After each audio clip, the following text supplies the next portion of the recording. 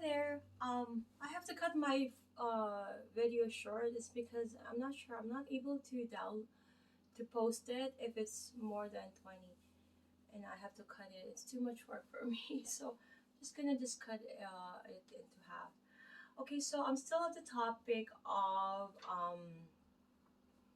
you know um chapter 12, drawing close to God for comfort in sorrow and sadness. Okay, so I said earlier in the other video, the part A, this is going to be part B, that I'm going to read some passages which I didn't. So I'm going to start by reading some passages here. Um, okay, so it is the way of the book, the Bible, so God's own promise to us, right? For all through its blessed pages like golden pools of sunshine scattered through a forest are such promises of God's love that they shine like stars in the blackest night. So they are the wonderful words that they mean all they say.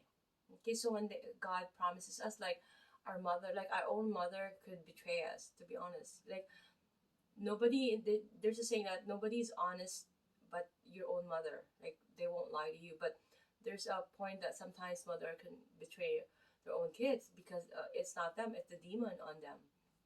They were overtaken away, right? um but like what God promised, when he says, when you lay all your burdens, your sorrow to him, he will take care of that. You have to go on with your lives and not worry at all, and peace, live in peace, right? So come unto me, all ye that labor and are heavy laden, and I will give you rest. I remember that song. I'm gonna say it again, okay? Come unto me, all ye that labor and heavy laden, and I will give you rest.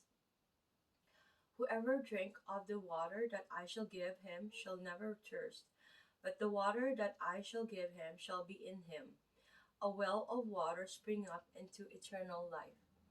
Peace I live with you, my peace I give unto you, not as the world give I unto you. Let not your heart be troubled, neither let it be afraid.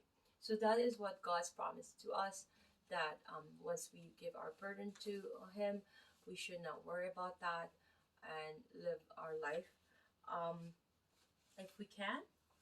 Okay, so yes, it is to lovingly place your own worry and the faults of your dear one in the hands of your Father, for they have been outstretched to you all the time. So we can also, if we see our sorrow is based on we're seeing that our loved ones are doing wrong things, we cannot really try to push them to stop unless we do very severe unnecessary actions, right? But in the case, like, we can pray for them.